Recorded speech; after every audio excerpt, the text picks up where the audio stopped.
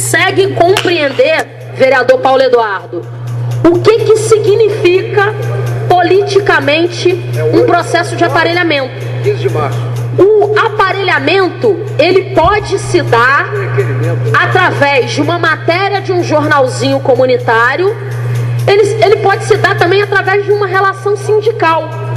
Eu conheço uma série de sindicatos que também se utilizam dos seus meios materiais para ajudar ideologicamente aqueles com quem tem afinidade. Não é? Isso também acontece no dia a dia e no cotidiano.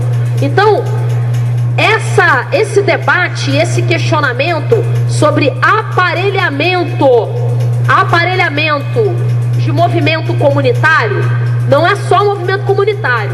Eu condeno qualquer tipo de movimento ou qualquer tipo de relação, seja do movimento comunitário, seja do movimento sindical, porque tem isso mesmo. Tem gente que aparelha movimento comunitário para fazer propaganda. Isso pode existir. Tem gente que aparelha sindicato para construir partido político. Esse é um debate que ele não se esgota, né? Que ele não se esgota. Mas, no meu entendimento, está correto a FANIT, e eles até mandaram aqui uma nota fiscal para comprovar que eles é que pagaram o jornalzinho deles, e o Fabiano Maia pediu para justificar que, como eles fizeram cobranças ao poder público em relação à creche, em relação à obra no Capim Melado, e o governo retornou, eles publicizaram isso no jornalzinho deles. Obrigado, vereador. Eu não decorei o valor. O Fabiano tinha me mostrado 1.700 e quanto? Não, se você falar, a gente tem que dizer que tem uma nota da associação, da federação, 1.700 e alguma coisa aí. Eu não sei quantos foram os jornais. 1.745. Uma nota em nome da federação, e que dá conta da confecção dos jornais que estão sendo distribuídos. Eu depreendo que esse é o jornal 1 do ano 1, o jornal 2 vai aparecer de novo Chiquinho e Valdec, o jornal 3, o jornal 4, o jornal 5. Eu acho que tende a mudar os secretários, porque como são muitas realizações, que não falta é secretário para ganhar o devido reconhecimento e agradecimento. Em primeiro lugar, antes do Fabiano ou a atual direção da FANIT ser dirigente da FANIT, eu já acompanhava e participava, não enquanto militante comunitário, porque eu sempre fui militante sindical, acompanhava com muito respeito o trabalho da FANIT. Isso não me dá direito de ter razão ao criticar ou deixar de ter direito por criticar. A minha leitura é absolutamente clara. Isto é propaganda através do jornal da FANIT, propaganda dos candidatos oficiais do governo. Se o povo vai entender assim, se o povo vai entender que aquela que deveria ser uma entidade cobradora, como foi na sua origem, não cooptada como foi na sua origem, porque o que aconteceu com a história da FANIT, a bela história da FANIT, é que no primeiro governo Jorge, o Jorge deu um emprego a toda a direção e liderança comunitária de Niterói, deu emprego na prefeitura. Jorge fez isso. E nós do PT, quando eu digo nós do PT, Verônica ainda era uma garotinha, ela ainda é uma garotinha. Olha a carinha dela. Ela ainda era uma garotinha. Não tenho culpa de conservar minha beleza. Sua beleza. A diferença é que... Sem dúvida alguma, sem dúvida. E rapaz, ela declarando... Sem dúvida alguma, ela tem toda a razão. Tá certo. Quando eu digo nós do PT, incluindo a Verônica, que seguia aqueles que eram mais idosos e que ainda tinham mais cabelo, o cabelo está caindo também, nós criticávamos o aparelhamento que o governo Jorge, cooptando as lideranças da FANIT, fazia, distribuindo emprego, Jacós e companhia, Plácidos e companhia, distribuindo empregos e cargos na prefeitura, sob a coordenação, inclusive, de Maria Célia, minha amiga. E daí? Daqui a pouco o pessoal dirá, você é amigo da Maria Célia. E daí? Maria Célia um dia foi comunista também. Apanhou da polícia, não foi torturada, não sofreu tantas violências, mas é uma lutadora social que precisa ser respeitada. Mas ela articulava em nome do Jorge a cooptação do movimento. E foi ela que criou a cooptação e usando o próprio médico de família como instrumento de aprofundamento da cooptação das lideranças, dando a falsa ideia de que um presidente da associação iria fiscalizar o médico, o agente de saúde ou o enfermeiro que atendia a comunidade. Uma aberração. Então eu estou discutindo é isso. Na origem da relação de cooptação da FANIT está o governo Jorge. Mudou isso no governo Godofredo? Não. Mudou isso no governo Rodrigo? Não. Nós assistimos em todas as conferências, e eu participei de quase todas as conferências de saúde da cidade.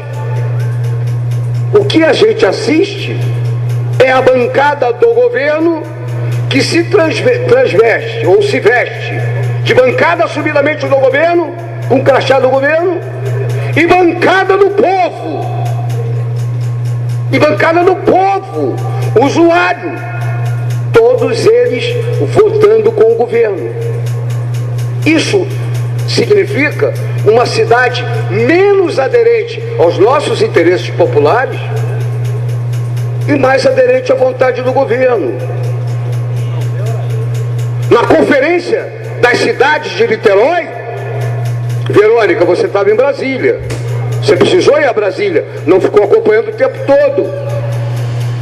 Nós tivemos propostas escancaradamente populares, de construção de habitações populares, e que os representantes do povo, o chamado povo, basicamente FANIT, votaram contra propostas que defendiam interesses populares na conferência da cidade. Votaram ordenados, orientados pelo governo e pela Maria Célia.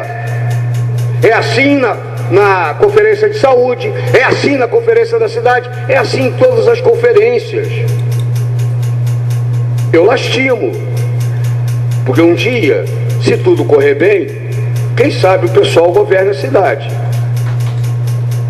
E aí a gente vai ver na prática como se respeita o movimento popular. Respeitar o movimento popular não é dar cargo para ninguém na prefeitura. Respeitar o movimento popular é saber das demandas da população e antes que ela precise reclamar, eu esteja atendendo. Porque as demandas das classes mais abastadas, e não é só em Niterói não, até para não pensar que é só na nossa cidade. O problema é que Niterói é uma cidade muito especial, pessoal. Niterói é a cidade que tem a maior concentração de renda do Brasil e que tem 10% da sua população pobre. E é em relação a essa população pobre que o pessoal se organiza e faz questão o tempo todo de priorizar de que lado nós estamos. Cansamos de ver os representantes da FANIT batendo palma em audiência pública da OLC por uma proposta elitista de ocupação do território do centro que não vai restar nenhum espaço para a população mais pobre. Serão expulsos, porque não vai ter lugar. As moradias que serão construídas no centro, e nós vamos estar vivos para ver isso, as moradias que forem construídas no centro terão valor de venda equivalente ao Jardim Caraí e a Charitas, onde eu moro, o que significa inviabilizadora de qualquer população naturalmente residente no centro continuar no centro da cidade. Então, em nome de quem eu estou governando? Todo mundo nessa cidade sabe quem são os meus eleitores. Infelizmente para o meu gosto pessoal, infelizmente a maior parte dos meus eleitores não são aqueles para quem eu dedico a maior parte da minha energia. Nem Renatinho, nem Henrique. Todo mundo das classes chamadas mais esclarecidas de Niterói, que votam em mim, sabe que eu não vou cuidar dos interesses dos ricos de Niterói. Eles votam em mim, eles sabem de que lado eu estou na luta, de que lado eu estou, de que parcela da sociedade eu estou. Eu estou do lado dos que precisam de saúde pública. E não tem, porque os meus eleitores, a maior parte deles tem plano de saúde. Eles não precisam de mim. Quem precisa de mim é quem precisa de saúde pública de qualidade. Não tem. Quem precisa de mim é quem precisa de educação pública e não tem. Quem precisa de mim é quem precisa moradia. Que com esforço nós estamos encaminhando algumas soluções agora, claro que estamos. Mas quem precisa de mim é quem precisa moradia. Os meus eleitores moram todos em casas muito confortáveis. Os meus eleitores não precisam receber tijolo, nem telha, nem cesta básica para votar em mim.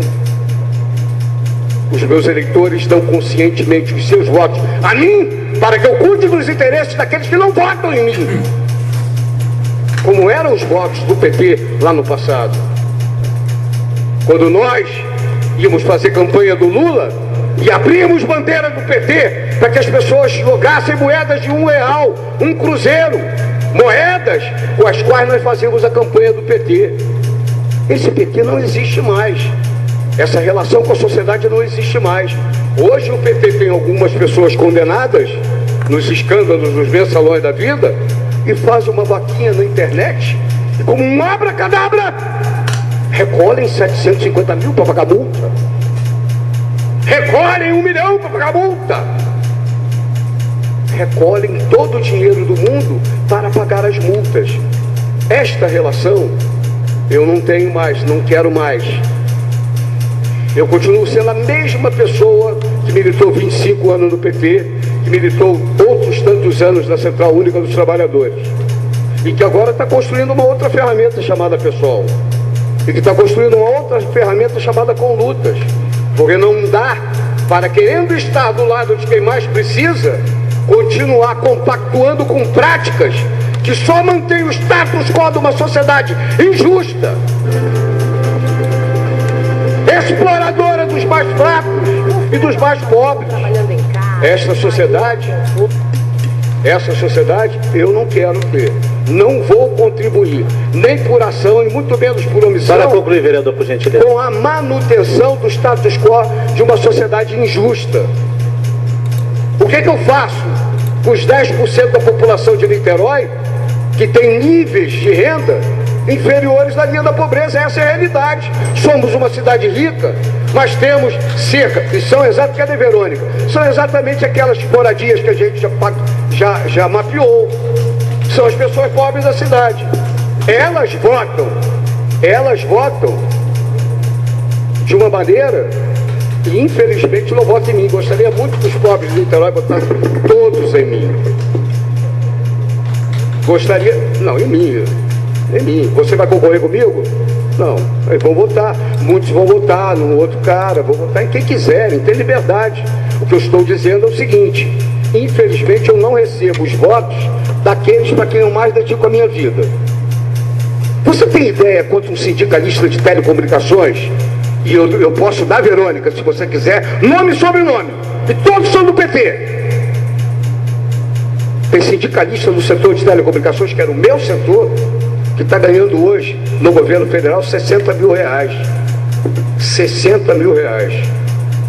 Eu posso dar nome e sobrenome. E o estado da federação que eles pertencem. Então, quando se dirigirem a este vereador, que não é melhor do que ninguém, mas é do jeito que ele é, escancaradamente, mostra escancaradamente que ele é, se dirijam com respeito. Porque a hora que eu saí do PT é a hora que as bocas federais apareceram.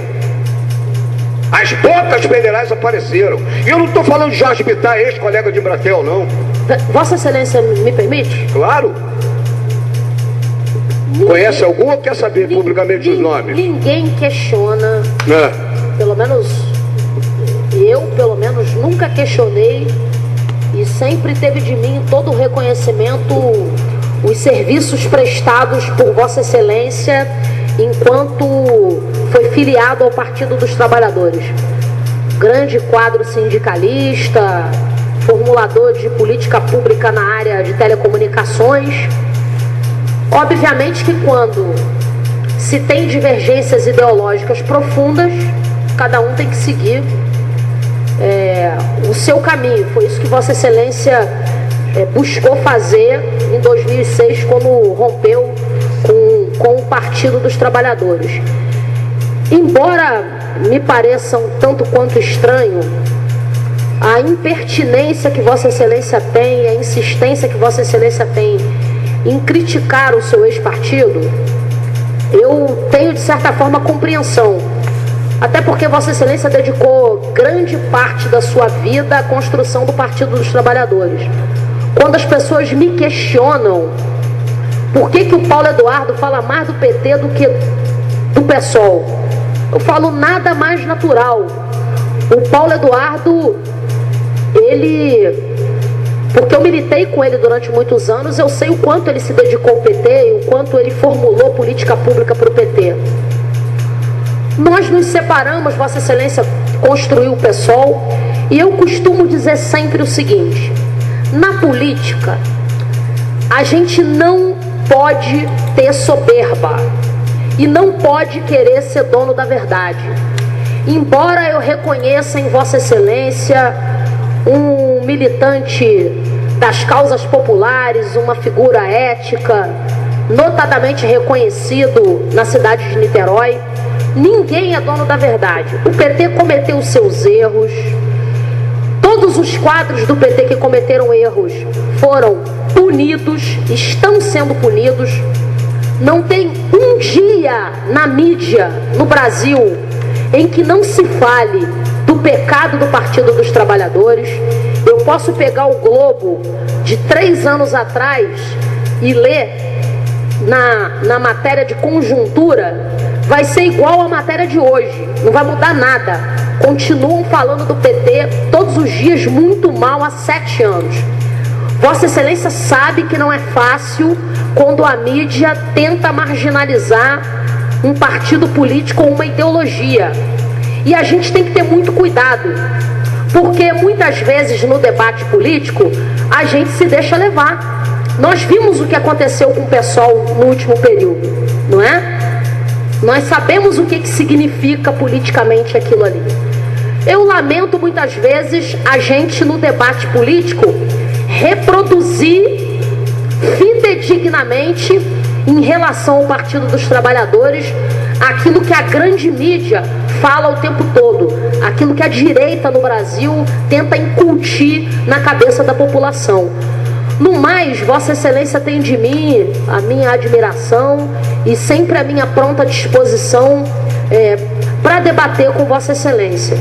Vou pedir desculpas, eu não vou poder ficar mais no plenário, porque eu tinha um compromisso agora às 8 horas, eu já estou... Eu vou interpretar que Vossa Excelência não vai querer ouvir o Tucano.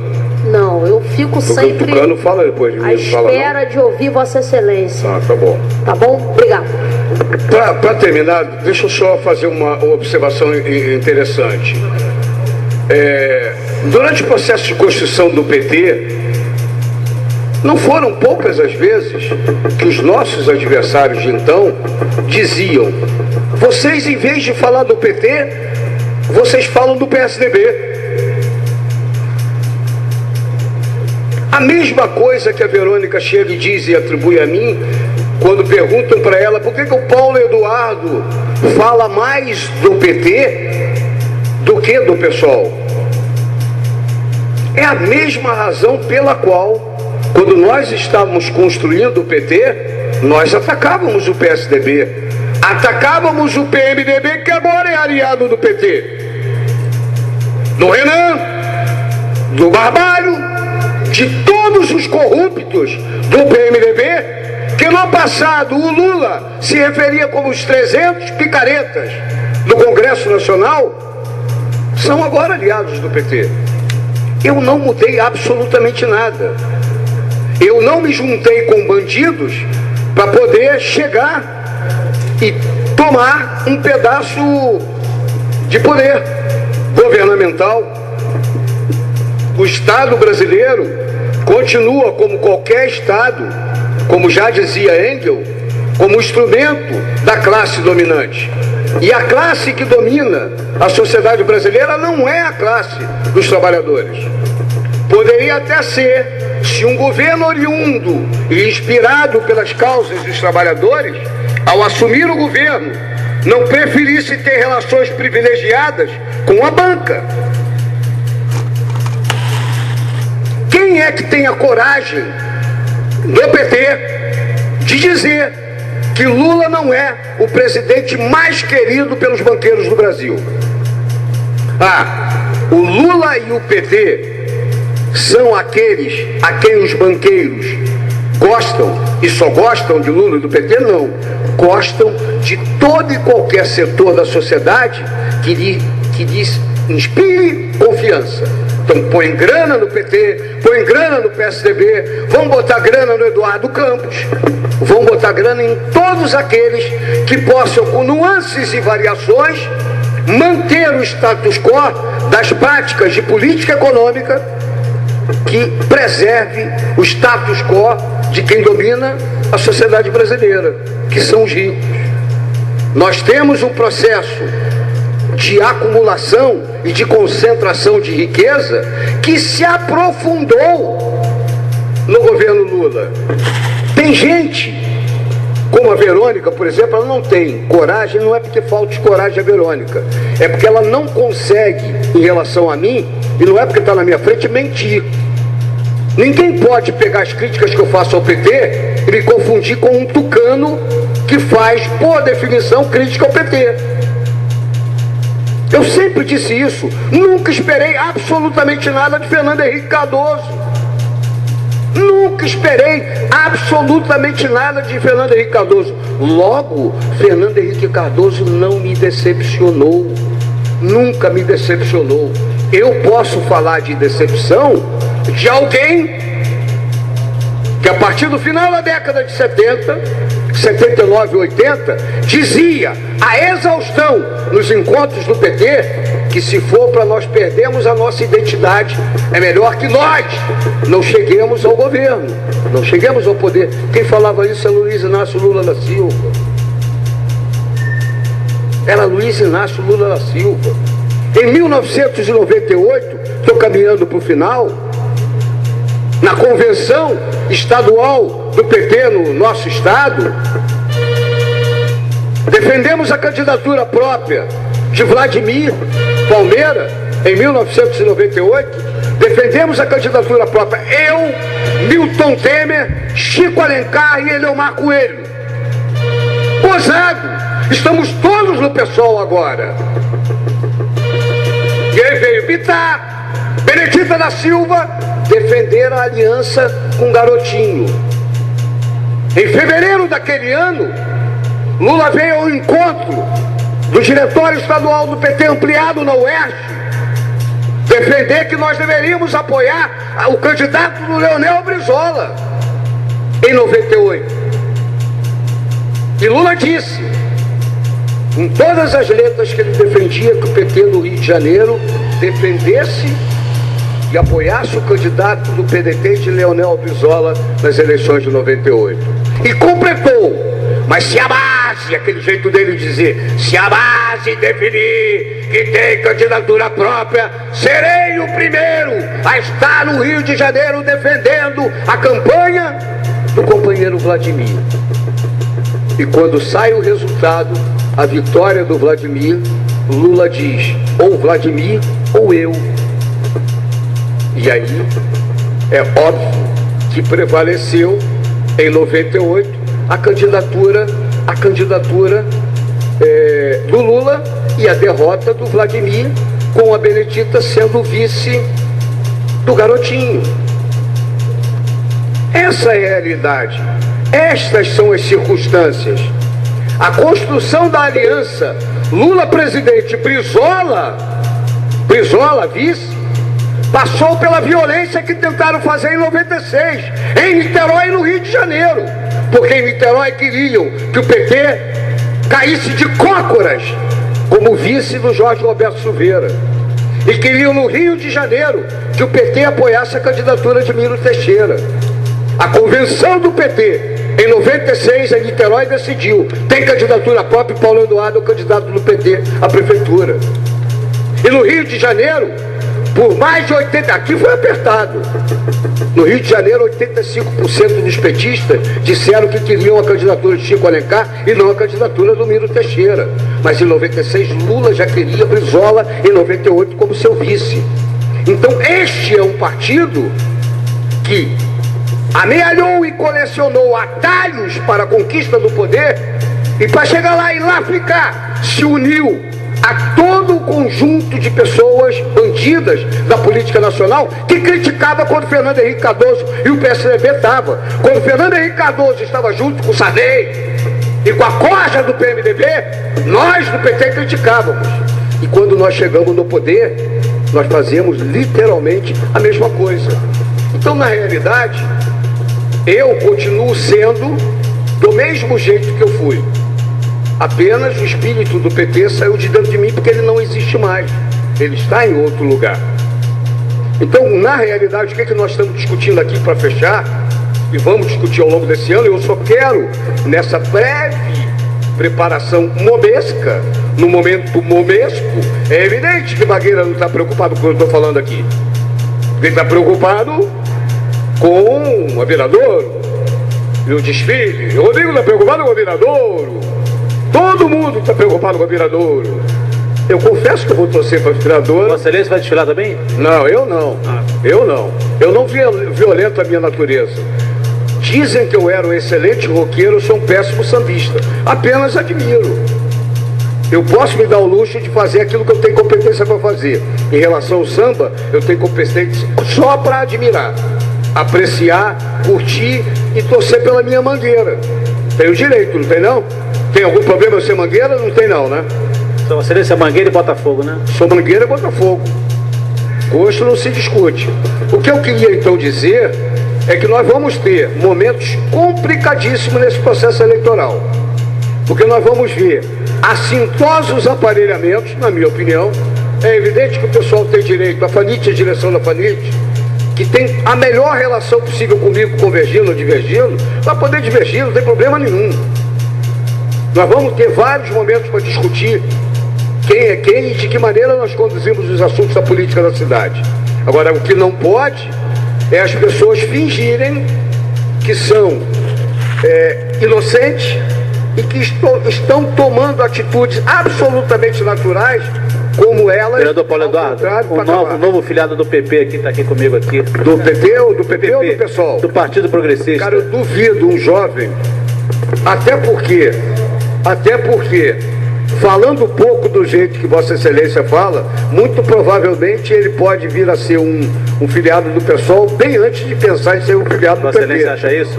O seu horizonte... O futuro está na juventude, não está nos velhos como Vossa Excelência. Ah, é, né? Não, o futuro está na juventude.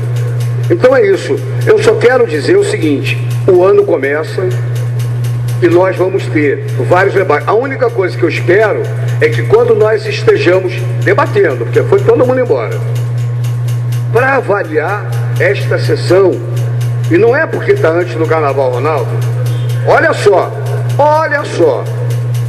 a diferença é que hoje o Emanuel, antes que fosse enrolado pelo Mangueira, ele se mandou. O Cal fica o tempo todo, mas vamos ver quem continua aqui. Bruno Lessa, Henrique Vieira, Ronaldo, Paulo Eduardo, Renatinho. O Léo, porque ficou adoentado hoje, não está aqui presente. Verônica foi. São os mesmos de sempre.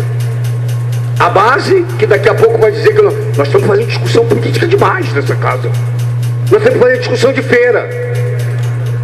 Renato, que ficou aqui, Galo, que estava aqui, mas são os mesmos de sempre. Numa boa, são os mesmos de sempre. E agora está se instituindo cada vez com mais frequência, está em agenda externa. Está em agenda externa. Falando isso, queria também registrar o vereador Paulo Quem Bagueira. Está em agenda Quem está em agenda externa. Agenda externa. O Bagueira também está em agenda externa. Depois nós vamos ter que verificar, e o público acompanhando, onde no regimento está previsto justificativa como agenda externa. Agenda externa. Aí o camarada, cara, é mais fácil dizer, para fechar, eu vou sair daqui agora, como a Verônica fez, eu vou para casa de mamãe. É mesmo? Ela provavelmente vai reclamar que eu já dei uma bordoadinha pequena no Vitor Júnior, mas eu vou para casa da minha mãe. Qual é o problema de dizer isso? Não tem agenda externa, vou para casa de mamãe. Paulo do PSDB, se Vossa Excelência quiser, está convidado a me acompanhar. Você tem reunião Vossa no Excelência PSDB? participar da reunião do PSDB. São reuniões frequentes? Vossa Excelência assim? será muito bem-vindo. São reuniões frequentes claro, lá? frequente. Tem muito jovem, né? Frequente, sou militante. Presidente Cal, muito obrigado pela tolerância, e nós só vamos voltar a nos encontrar bem depois do Carnaval, precisamente em que dia? Na próxima terça-feira, após a semana do Carnaval. Dia 11 de março. 11 de março. É bom a população saber que nós só vamos nos encontrar para discutir os problemas da cidade. E é evidente que na primeira semana, eu estou antecipando, só vai dar Carnaval. Só vai dar Carnaval.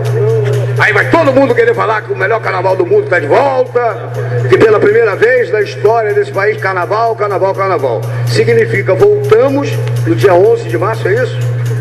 Para falar de Carnaval, e alguns chatos, como nós, vamos falar também de Carnaval, mas vamos falar de outras coisas, porque o povo pode até viver de Carnaval nesses poucos dias, mas o resto do ano ele corre atrás de saúde, educação, transporte, que são uma porcaria, que tem tarifas caras, que são aumentadas ao arrepio do interesse popular. A maior parte do povo pode até se dedicar a Carnaval durante alguns dias, mas depois paga o pão que o demônio amassou no dia a dia da sua luta em busca de saúde, educação, mobilidade urbana, habitação, segurança pública. Segurança pública. Esperamos estar de volta, que todos tenham um excelente Carnaval, com muita tranquilidade. Obrigado, vereador. Brinquem todos o máximo que puder, porque se vale de alguma coisa nós temos no período de Carnaval, é a possibilidade da gente ser um pouquinho mais feliz. Mesmo que seja uma felicidade efêmera, mesmo que ela tenha boas doses de artificialidade, é muito interessante que nós tenhamos um tempo para relaxar, para brincar, para que possamos depois enfrentar a vida com todas as dificuldades que no dia a dia a vida nos reserva. Obrigado e um bom Carnaval.